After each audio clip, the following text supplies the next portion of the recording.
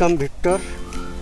Victor has traveled from Myanmar to Thailand to now he's in India for a long travel tour and exploring various culture, and the people he's interacting and staying with people who are very unknown to him and enjoying life as it comes to him. He's an explorative person. He, by profession, he's a wood carving person, wood carver, and he designs so many beautiful sculptures, utensils, and so many things out of wood.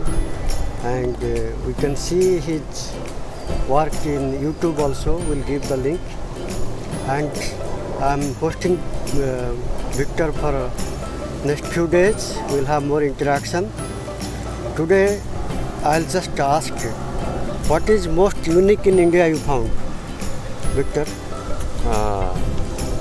Well, the most unique thing is in India is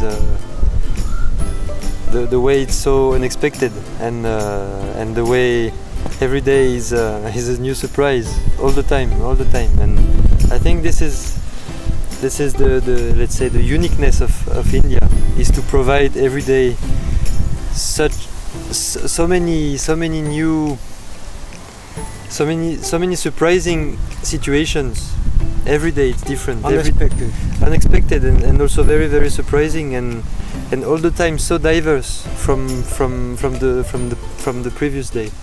I heard yesterday. Today morning you told me that you stayed along with buffaloes, along with cows in the same place where people stayed. Yeah, it's very uncommon for a person from France, especially from Europe, to experience a shelter where animal and man can sleep together. How did you like that? I really enjoyed it, but I don't think it's so uncommon, because back in the day people were doing the same. The only thing, France also. Yes, the only thing that makes the difference is now people are not doing it anymore. At least not so many, not as much people as in India. And it's this is what I like about India also, to still find such authenticity in places. And also I found you prepared today tea, Indian tea. Surprisingly, it's one of the best tea I took. Wow. In fact, how did you learn the technique of preparing tea, which is very much unique in India? Masala tea you prepared with milk. But this masala tea is everywhere, so I think. How did you learn? So learning by observing, and just watching people doing it every day, and it's actually so easy, because everybody is doing it everywhere in India. So, but everybody has his own way, his own let's say ritual to prepare it. So I've been observing people, and now I've tried because you gave me the opportunity to do it. So yeah. Another thing, Victor, you told professionally you are not a cyclist, but suddenly you became cyclist. You got a cycle from some friend, then you became mad to explore the world. So can you tell me that story? Who gave you the cycle, and how did you get this motivation to ride cycle and exploring countries? How did you get this exploration, motivation?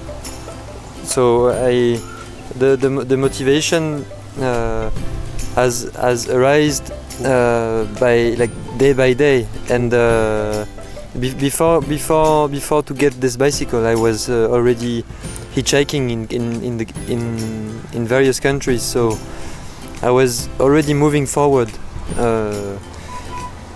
so as to fulfill my aim of exploring and moving at the same time. And when I was in Laos, I met so many cyclists in a very short period of time. Okay. And at that time, I figured out that it would be a possibility to cycle, actually. But before that, you didn't have plan. Before that, I was not planning to use the bicycle. Can you tell me why did you took this plan to explore the world through travel? What motivated you?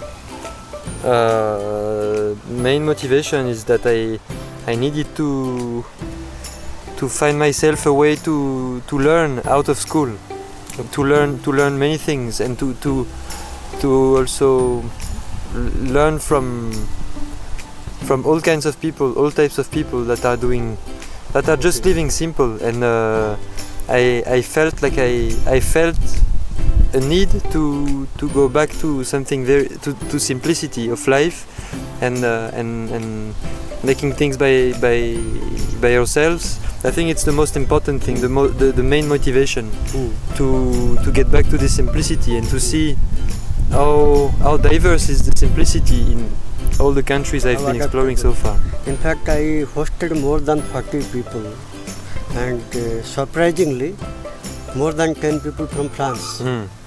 And one thing I found common about all the cyclists, all the travelers, that unimaginable simplicity. They are highly simple, with 2-3 pairs of dress, with the bare minimum, and with the unimaginable adaptability. They take any food available, they adjust to the culture, situation, and everything. And I found that with you.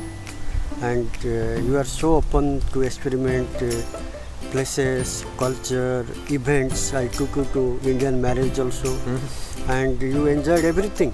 Yeah. Food to the people you interacted, you enjoyed everything. So I feel the traveler need to be simple, need to be adaptable, need to be curious also, and you have everything.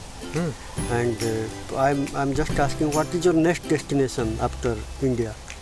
So after India, I plan to go to Pakistan, and go not all over Pakistan, but cross Pakistan towards the Iran border. Okay. And Iran has problem now, coronavirus. Yes, hopefully go to Iran. But if it's not possible, then I will find another solution. But yeah, now I'm facing world's problems, and this is also part of the whole journey. I mean, I know. the world is evolving all the time, and while we are traveling or doing our stuff, the world is still here. And as you said also when I arrived, that the countries can be the strongest in the world. You only need one small drip of nature, I know. and then everything is flushed away. Also, I found you spiritual. You are carrying the book which talks about universe, how to link with the big universe with its energy, and traveling actually helps. Traveling helps. It helps to connect with people who are like-minded, who the nature also what you love, and the culture also. See, all those things are important for a human being to be with the thing which searching for. Sometimes you don't get the place we born, but when you travel around, slowly you gather people, gather ideas, gather circumstances, then your life become different. Yes. So I think you are in that direction, and I feel very comfortable with people like you. So my another question is, when you will go back home? When you will go back to your place after joining? How many years of joining you have planned? Well, I'm planning more or less to be back home by the next 9 months maybe. Okay, it's a long journey. It's still a long journey, but we'll see. We'll see if I can still make it, because we have to be very humble with our world, even though Yes. traveling through it, it's a beautiful journey. Sometimes cannot do it anymore because of some different aspects, like here this virus Virus. Yes. is locking some parts of the world very very strongly, Mhm. very importantly. Mhm. So I will see. According to this, then I will flow in other parts of the world, and then we see. But yeah, more or less 9 months, maybe 1 year. I before coming to India, I realized that I was quite in the rush actually to go back home for Okay. some reasons. So now it's settled. You feel like home. And after I did a Vipassana retreat, a Where- Vipassana where? meditation retreat in Myanmar, Okay. and then moved to India, Hmm. I don't feel that rush anymore, You are- but just you feel calm. feel more calm.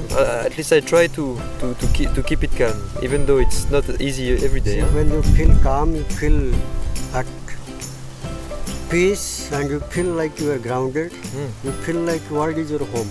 Yes, It is no more like France. exactly. Any place is your place. Any place, Any place. and that's I think the most important thing. Very important. The most important quality that you have to have if you want to travel. I don't say that Hmm. I possess this quality, but for sure I'm improving it, or I'm working on it while traveling.